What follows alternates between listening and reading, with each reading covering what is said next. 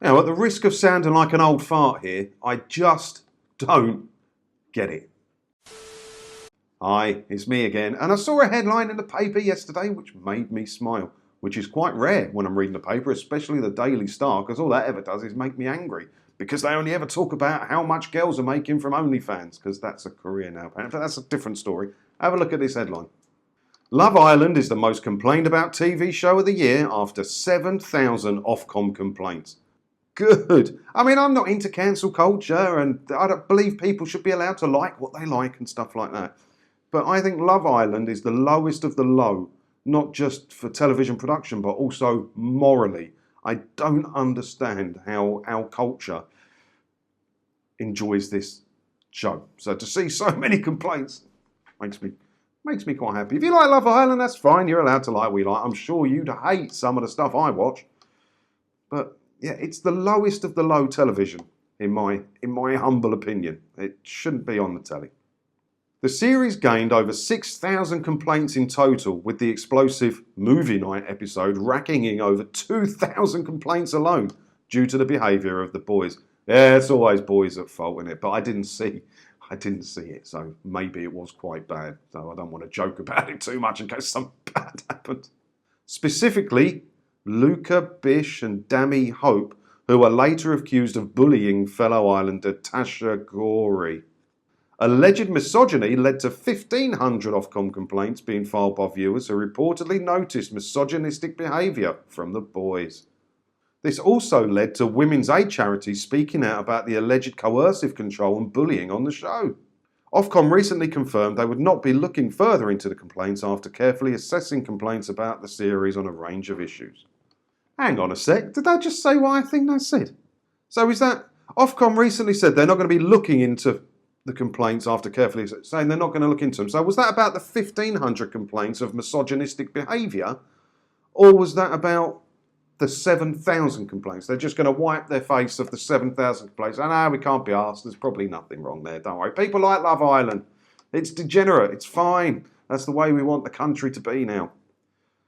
Or is it just the 1,500 misogynistic ones? That doesn't sound right to me. If people take the time to complain, the very least they should do is, what's the point of having Ofcom if they're not going to assess all the complaints they receive, right? Isn't that the point of Ofcom? This isn't Love Island's first rodeo with Ofcom complaints. For the 2021 series, Islander Faye Winter saw around 25,000 complaints lodged after a toxic meltdown and uncomfortable row with a partner. They probably encourage it. I would imagine Love Island, the show, is doing these things on purpose because one, it makes headlines, and two, it makes it sound edgy and naughty, and that's going to make more people watch it. But they should. I don't get this, right? Because my sister, her daughter's what, 10, 11, something like that. That's bad that I don't know that. That is bad. And they watch it together. And I'm like, what are you doing? It's not for that age group. It should have an 18 plus sticker on it, right? It's awful, and I don't like the way it's trying to shape people's way of thinking, or anything like that. I know I'm stuck in the 50s. I am stuck in the 50s, and Mrs. always telling me off for it. But it's degenerate, and it's not something you want to aspire to. The kind of people that go on this show, they do it because they want a career as a social media influencer. Why don't you want to be a carpenter or a mechanic or a plumber? Something that's actually useful to the world, something where you make a difference every day, says the man who's got a YouTube channel. But this isn't my only job. You know, I do work in IT, but the IT field that I've chosen to work in does make a difference to many people's lives. And I'm proud of that, and I like that for it. Yeah, I don't know. They all go on there because they want to become famous. Who was that one? Who's that one with the big assets? What's her name? Demi Rose, that's it. She is constantly in the paper wearing like £1 million worth of jewellery or carrying a 20 grand handbag. What have you done, love? What have you done? You was on Love Island, and then you've got 19.9 million followers on Instagram, and that's money now. I'm just so old. I am so old, and I'm so old. Yeah, I'm starting to sound like my dear departed father.